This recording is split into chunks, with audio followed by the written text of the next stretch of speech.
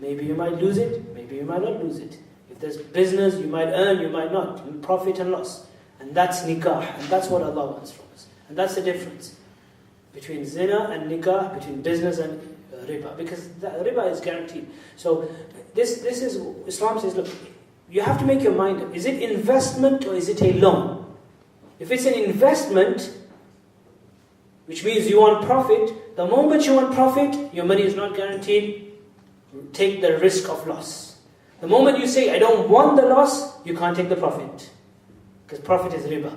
Once you say, I don't want loss, my money is guaranteed, any profit now will be riba. If you want profit, then the money is not guaranteed. Is that clear? It's very important. It's like, they say in English, we want our cake and to eat it at the same time. You can't have your cake and eat it at the same time. You know what that means? The decoration cake. You want it, and you want to eat it as well, but you eat it and say, no more decoration left. So you can't have it and eat it at the same time. Either have your cake and don't eat it, or eat it and don't have your cake. So here as well, profit, you can't have both. You can't say guaranteed and profit. So in Islamic banks, the savings account is based on profit and loss. So if there's a loss, the depositor has to also take the loss. If the profit is guaranteed, then it's like conventional bank, and it becomes interest and it becomes riba. Okay, just quickly because time is short. Let's do this. Working as an accountant, I have an article on this which the sister mentioned. I have a website which I have all lengthy articles, like some of them are very, very long over the last 7-8 years that I've written. I've got a lengthy article, Working as an Accountant. Working as an accountant, I understand where this question is coming from, because I talked about the writer, katibahu. And when I said the witness to it, I said, look, not the one who's just watching it. Actually, I had an accountant in my mind. And that's why I mentioned it. I was going to mention it, but then I said his time was short, so then I didn't actually mention the accountant. But the whole reason why I said that, you see two people doing something. Now, under this hadith, Allah's curse is on the witness, the writer. If you look in, for example, the classical scholars, Al-Imam ibn Hajar, rahimahullah, al-Asqalani, he has the commentary of the Sahih of Bukhari in 18-16 volumes, Fath al-Bari. He writes in there that, look, this hadith relates to the writer and the witness who is involved with the actual transaction. That's what I was saying, directly involved. However, if an unlawful interest-based transaction took place and someone later on wrote it, then he's not involved. This hadith does not relate to that person. It's like someone has a record and he has to write all the different people's, sins and, this bad activity took place and that. So what happens as an accountant, people give them the company year report, they've done their business. It's not that he's being part of it. It's not that he's now, it's not the transaction being done now and he's being involved right now. But it's afterwards, so it is allowed. But still, it's sometimes better to avoid. Even that kind of connection where you even some kind of helping them in a way that you're writing there. Even the sin that was carried out, the annual report, it's better to avoid. But it's the job of an accountancy is law, is legal. I work at a flower shop. They charge for the shopping bags, and all the profit from the sale of these bags go to a Christian charity organization named the Salvation Army. In addition to helping the poor, they also preach. Can I continue to work here? Question 1. And will it be wrong for me to stop charging for the shopping bags as an employee? The second question, I'll say no. It's not allowed. You can't do that. Okay. That is, it stop charging for them because you work for them. You have to abide by the laws.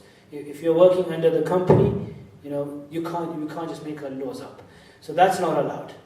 Even if you have to charge, you can't do that because it's part of the promise. You take on a job, you've promised to abide by the laws.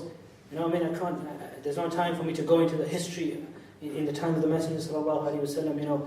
Some of the incidents, the Messenger of Allah, the Sahaba, the companions, in terms of keeping up their promises. Awfu bil uhud. In terms of the first question, can you work there? This thing in itself, this is detestable to say the least. Maybe I'm not going to say it's haram because I don't have the absolute clear evidence to say it's absolutely haram, because you have to be very, very careful when you use terms halal and haram and things like that. But to say that where you'll be working, where you're assisting in charging people, you're assisting for money to go to a particular charity, and then that charity is working. If it was just working for some general charity, it would have been allowed, but if it's working to, it's preaching, now preaching as well. I mean, if it's preaching, but as Muslims, yes, we are not supposed to do that which contributes to being involved directly with the celebration, with the festival, with the preaching, with the expanding of any other faith. That doesn't mean we start hating everybody, but it's just we as Muslims, we are not supposed to do that. So therefore, this job in itself, if you can just avoid that itself, then try to avoid that. You can work there and just avoid that, selling the bags and the pennies. So then that's the best, if you can do that, inshallah. But you can't do the second part, that's definitely that. You work there, you tell them, but you don't charge for the bags just because you think it's wrong. You can't do that. Then that's like someone, at the supermarket, and a Muslim can't sell alcohol, you come and say, just take the alcohol, I can't sell you, You can't do things like that. We can't take those laws in, and things might be wrong Islamically, but we shouldn't be there in the first place, if we feel that strong about it. You said that gambling is haram. Some people say that even buying and selling stocks and shares in the company is haram. No. It's not like that. You see, there's a definition. I have a very lengthy, detailed article on my website called "The Fiqh of Gambling," 10 pages long. Okay, I've given all the definitions of gambling, examples. It's very detailed. Now, not everything that. Otherwise, if you use this argument, even business is gambling. Everything is a gamble. Life is a gamble. They say every game is a gamble. Everybody is gambling. Everything. You're gambling. So even business becomes, you're looking at, currency, you're looking at profit, you're looking at the climate, the economic climate, you're looking at the recession, you're looking at house prices. When they're falling, you're buying them, or you're selling them, or you're selling the houses when the house prices are risen. This is not gambling. This is part and parcel of business. This is business. It has to be technically, gambling. Now, buying and selling stocks and shares, I've got an article just on that as well, separately. The selling shares in the stock market, there's an issue with that. There's a bit of detail. I don't want to go into that, but there are conditions. It's a very complicated area, this area. Things like futures and hedgings and forex trading, all of that's not allowed. Okay, these issues have been discussed by the contemporary scholars, by the various fiqh academies from Jeddah, from India, from everywhere. They've given rulings, the Islamic Fiqh Academy in Jeddah have looked at these issues in a lot of details. And many scholars, they allow buying and selling shares of companies, but with a lot of conditions. There are conditions there, the company has to be halal, and some scholars just outrightly they say no. So because these are new issues, you can have two opinions on there, but you need to read up more on that, inshallah. Is it permissible to work and not pay tax money?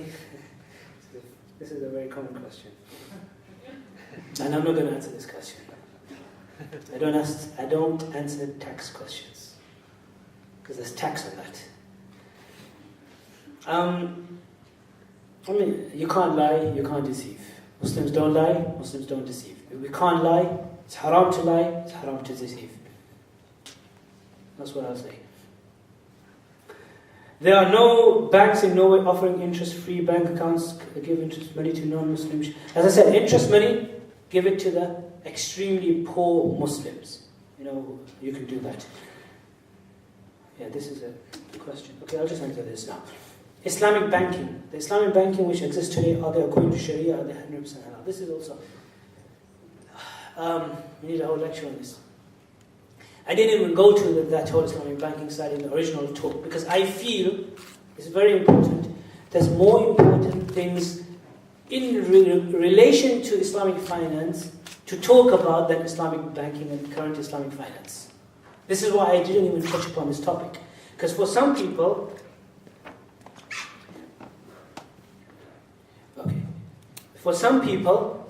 Islamic finance, whenever you talk about Islamic finance, they think about, all these ijara, musharaka, murabaha, these Islamic mortgages and this and that. That's what is.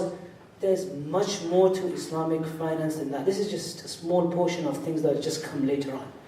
Before that, there's 95% of laws and rules that deals with our day-to-day life. That's more important to deal with. And then when sometimes people, they just say, Islamic finance, everything they dismiss. So, anyway, in terms of Islamic banking that exists today, time is short. I only have 15 minutes to wrap up. short answer, I can't go into the details, is that not everything in the Islamic finance, the contemporary Islamic banking, let's use the term Islamic banking, Islamic banking industry, not everything that is out there is halal and not everything out there is haram. It's the middle. Not everything out there is halal and not everything out there is haram. Now these are issues, for example, alternatives to the mortgages. They have been designed, there are products, there are musharaka products, murabaha products, there are conditions, there's books, you can read a whole book, Introduction to Islamic Finance. There's a book in English, I don't know if you've seen one of my teachers, Sheikh Mufti Muhammad ibn Adam, who is one of the pioneers in Islamic banking. He himself says that these are not ideal methods and ways, of course. But he wrote a book, Introduction to Islamic Finance, in English, you can read. There's a lot of literature in Arabic as well. The Islamic Fiqh Academy in Jeddah, since 1980s, they've been discussing Islamic banking. Islamic banking, we just realized right now, when they first discussed Islamic banking, in 1960s and 70s. These things the scholars talked about this and wrote about this in the 60s. I have scholars' books in the 60s who wrote about Islamic alternative mortgages. But not everything out there is halal. There are conditions, there are strict conditions, and we have to be careful. So we have to be very careful that if those conditions are implemented or fulfilled or not. If they're not, then we will be involved in riba. And so we need to be very, very careful.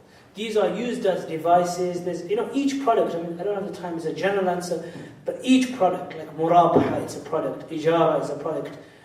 Technically what it does, if it's properly, and the conditions are fulfilled, and if they are properly conducted and they are properly acted upon, then what they do is they just take you out legally. I was saying halal and tayyib. Remember in the talk? They're halal, they take you out legally, but they're still not tayyib. Even if they're halal. They're not the ideal way. It's just, technically speaking, legally, you've just crossed the line and you've just got away with the riba. That's what it is. That's why they're not ideal and they're not something, even if they are halal, I'm talking about. I'm saying there are some that they're not even halal, because the conditions are not fulfilled. But even the ones that are fulfilling the criteria of the rules of Islam, they are halal. They are devices. There are, like a very good example, Sheikh Mufti Muhammad, he himself gave, I heard this from him once, that they are like, you have these gas stations and, these petrol stations. Like for example, you're driving, you have traffic. In England, we have a lot of traffic. Here, you don't have traffic. But imagine you're at the traffic light, there's a queue of cars, and you see the light is red and you're tired and you just, you need to go home. So many cars, and you see a gas station on the right, and there's a way to go in there. And you see there's another opening on the other road. So you take your car into the gas station, out from the other side, and see you later, traffic. Everybody, now, if you do that, technically speaking, you've not broken the law. Technically speaking. You've gone in there, your intention's wrong, everything's wrong. Your intention's wrong. You did not go to what? Put gas in, but did you technically break a law? You didn't. They can't come and arrest you. But if whole traffic, everybody sees you and everybody starts going there, it's not the ideal way. It's just for genuine personal needs. You just technically avoid interest, and you've just gone there and you've come out from the other side, you've just avoided interest. But if there's no need, you shouldn't be doing business on that. It's just for basic personal needs, because it's not really tayyib, even though it may be halal. I'm talking about those that fulfill the criteria. And there are some products out there given by some banks, they don't even fulfill the criteria. What I would say finally on this is that this Islamic banking products that exist today, unless you don't understand it properly, don't get into it. This is from me now, okay? This is Allahu A'lam, how correct I am. I haven't heard this from many of my teachers, but I personally feel very strong about this on Islamic finance, that the customer needs to understand, realize the concept. You should know what's happening. I had a friend in England, and he took a house in Musharaka, and he goes, I've got an Islamic mortgage, Islamic mortgage. What's happening? I don't know what's going on. It's just Islamic mortgage. For me, it's the same interest. I don't know what's going on. I said, in here, your intention and your understanding plays a big role, as opposed to anything. But these products, your realization, at this stage, this is happening, this is what makes it halal. And if you don't have a clue, because just the Sharia board, the scholar said,